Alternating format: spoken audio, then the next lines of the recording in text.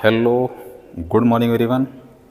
आज हम आप लोगों को 3 फेज ट्रांसफार्मर के इंटरनल स्ट्रक्चर के बारे में कुछ डिटेल से एक्सप्लेन करेंगे और यह कैसे कार्य करता है इसके बारे में भी डिटेल से चर्चा की जाएगी।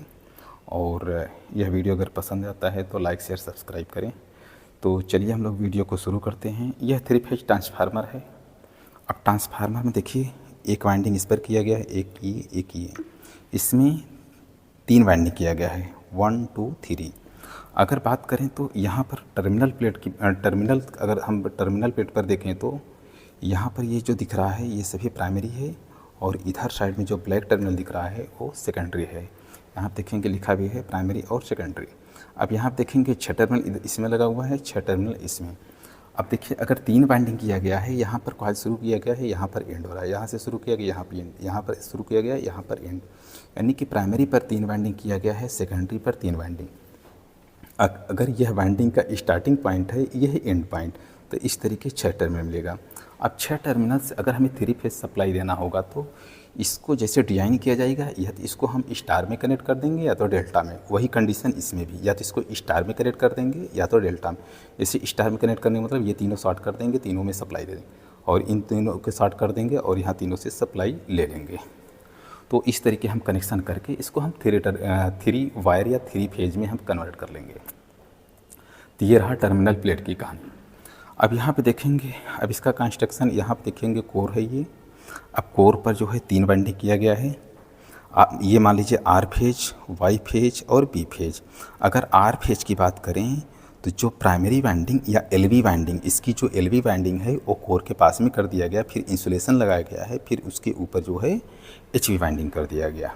वही चीज़ इसमें भी कोर के पास में एलवी वाइंडिंग कर देंगे और उसके आउटर लेयर पर फिर एक इंसुलेशन की लेयर लपेटेंगे और उसके बाद फिर एचवी वाइंडिंग।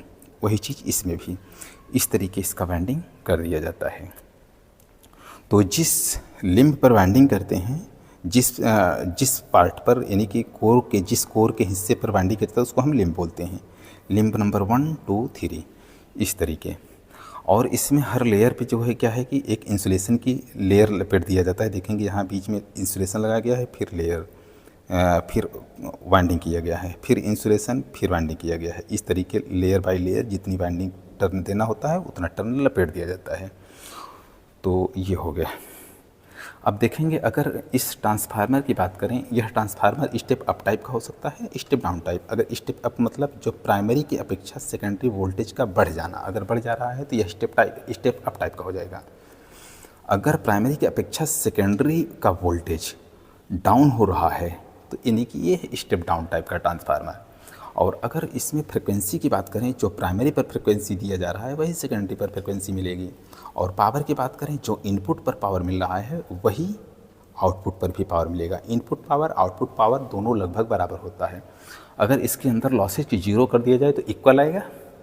अदरवाइज कुछ अगर लॉसेज हो रहा है तो उस लॉसेज को अगर हम सेकेंडरी में या आउटपुट में जोड़ देंगे तो इनपुट पावर के इक्वल होगा। यानी कि पावर में कोई चेंजिंग नहीं करेगा, वोल्टेज और करंट के लेवल को चेंज कर देता है।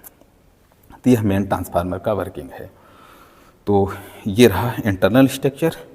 और इस वीडियो को देखने के लिए आप लोगों को धन्यवाद। अगर इससे संबंधित कोई क्वेश्चन है आप लोग कमेंट बॉक्स में ज़रूर पूछ सकते हैं।